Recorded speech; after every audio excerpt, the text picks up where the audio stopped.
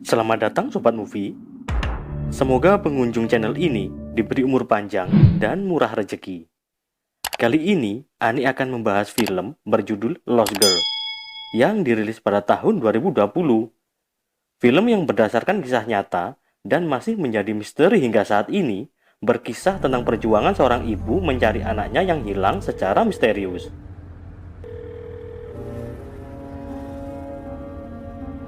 Brainerd Barnes, Melissa Barthélemy. Dikarenakan pihak kepolisian yang lamban untuk mengungkap kasus, membuatnya harus memecahkan misteri ini sendirian dan menemukan fakta yang lebih mengerikan. Oke, let's start.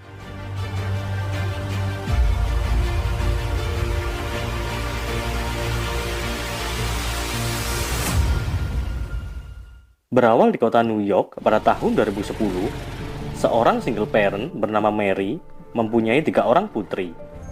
Anak pertama bernama Shannon, tinggal dan bekerja di New Jersey. Sedangkan yang nomor 2 dan 3 bernama Sherry dan Sarah, tinggal bersama Mary. Hari itu, mereka sedang mempersiapkan makan malam untuk menyambut kepulangan Shannon.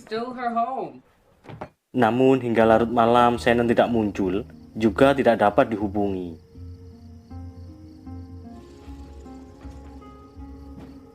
Hingga esok harinya, sebuah telepon masuk dari seorang dokter untuk menanyakan tentang Shannon. Mary yang ngambek karena anaknya tidak pulang, langsung menutup telepon tersebut. Hingga sampai 2 hari, Shannon tidak dapat dihubungi. Maka Mary mengajak kedua putrinya pergi ke New Jersey untuk membuat laporan kehilangan orang di kepolisian.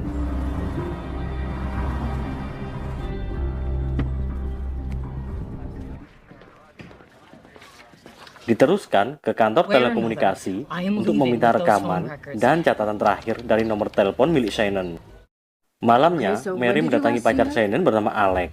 Lalu Alec memberitahu, terakhir kali bertemu sebelum Shannon pergi ke daerah Long Island bersama sopirnya bernama Michael. Setelah mendapat lokasi Michael dari Alec, Mary menemuinya di sebuah klub.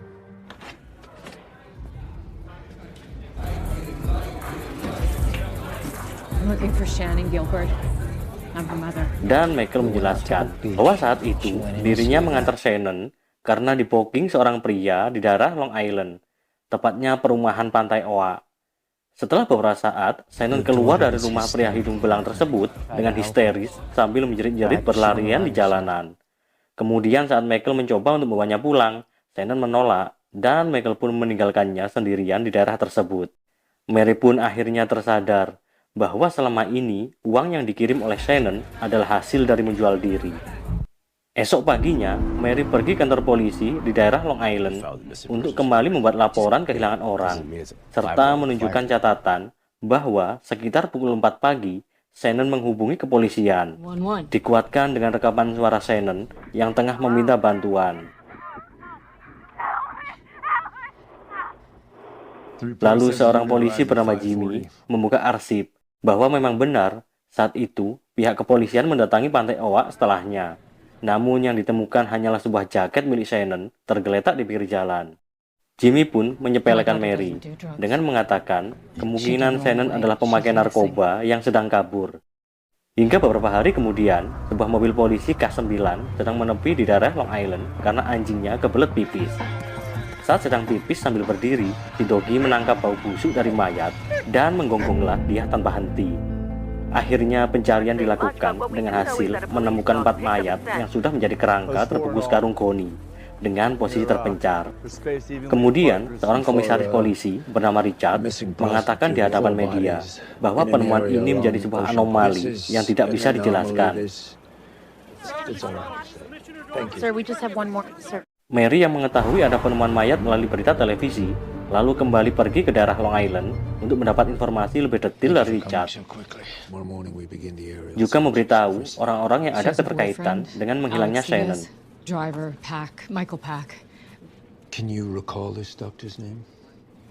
Michael yang diinterogasi juga memberikan keterangan yang sama saat pria hidung belang bernama Brewer menyuruhnya untuk membawa Shannon pergi karena Shannon menangis histeris sambil berlarian di jalanan dan tidak mau diantar pulang.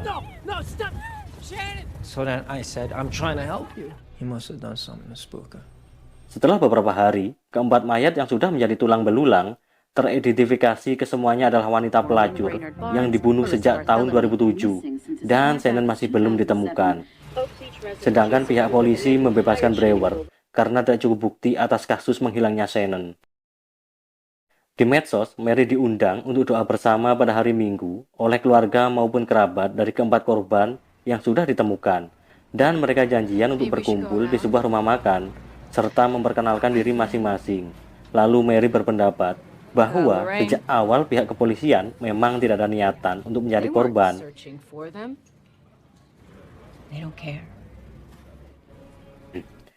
Diteruskan, mereka bersama-sama pergi ke perumahan Pantai Oa untuk menggali informasi. Namun ternyata warga di sana tidak terlalu bersahabat. Kemudian, Mary mencoba mencari Brewer di rumahnya.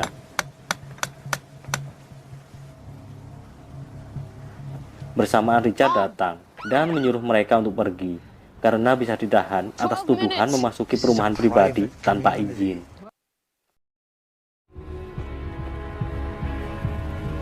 Sampai menunggu hari Minggu untuk berdoa bersama, kelima keluarga ini menginap di sebuah motel. Kemudian Mary dihubungi seseorang bernama Joe. Joe ini adalah tetangga dari Brewer, lalu mengajak Mary kembali ke perumahan Pantai Oa untuk menyelidiki sebuah gudang dekat rawa milik Dr. Peter. I'm a neighbor of Joe Brewer, the John. We're gonna learn that the good people of Oak Beach. Dan saat sampai, mereka berdua melihat tumpukan karung goni yang sama saat keempat korban ditemukan. Dan menurut Joe, Brewer bukanlah pembunuh, namun Dr. Peter lah pelakunya. Malam itu juga Mary menemui Richard agar menginterogasi Peter karena ditemukan tumpukan goni di gudangnya. Esoknya, Mary yang gak sabaran pergi ke rumah Dr. Peter sendirian, namun ternyata rumahnya kosong. Lalu seorang tetangga Peter menceritakan kejadian malam itu, bahwa ada seorang gadis terlihat mabuk dengan meminta tolong karena akan dibunuh seseorang. Akan tetapi gadis ini malah pergi saat dirinya menelpon pihak kepolisian. 2 hari kemudian, ada laporan bahwa kembali ditemukan mayat yang sudah menjadi kerangka di semak-semak terbungkus karung goni di dekat pantai Cedar di Long Island. Sehingga polisi memperluas untuk pencarian korban lainnya. Suffolk County Police also expanded the total. 2,000 police recruits expanded the search for bodies between Gilgo and Oak Beach, where the previous bodies were not see a person or dog just 10 feet away. Malamnya Dr. Peter diinterogasi oleh Richard. Namun jawaban dan alibi yang dikemukakan tidak membuatnya mengarah menjadi tersangka. Mary yang pergi ke rumah Joe mendapat informasi bahwa Dr. Peter sering merehab para pecandu dan pelacur untuk sembuh, dengan artian sembuh dengan cara kematian. Ngeri amat. Dan tempat satu-satunya yang belum ditelusuri oleh pihak polisi adalah rawa-rawa di belakang rumah Dr. Peter. Namun di depan media, Richard menyatakan bahwa Shannon tidak cocok dengan kelima kerangka yang ditemukan, dan menganggap Shannon mungkin kabur dan masih hidup, sehingga kasus ini dihentikan. Hari Minggu pun tiba dan semua keluarga korban berdoa bersama, juga sebagai tanda mereka harus berpisah untuk kembali ke kota masing-masing.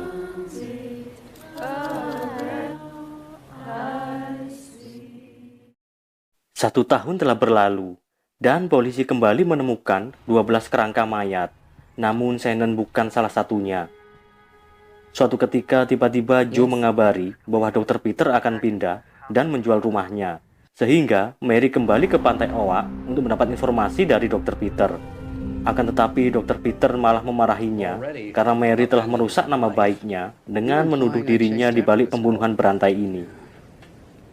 Setelahnya, Mary menemui Richard untuk memohon pencarian di rawa-rawa belakang rumah Dr. Peter dan mengancam jika tidak dilakukan, dirinya akan membongkar kebobrokan kinerja kepolisian yang dipimpinnya. Tak berselang lama saat akan kembali pulang ke New York, Mary melihat rombongan mobil polisi dan tim Inavis. Mary pun segera mengikuti, yang ternyata rawa di belakang rumah Dr. Peter tengah disisir dan dikeringkan dengan alat berat. There are now 10 sets of remains, half of whom are... Setelah berjam-jam melakukan pencarian, akhirnya polisi menemukan kerangka mayat dari Shannon dengan ciri khusus, yaitu rahangnya terdapat plat besi. Mary pun tak kuasa menahan air mata, karena tidak ada seorang ibu pun di dunia yang ingin melihat anaknya mati dengan mengenaskan. I'm gonna take you home.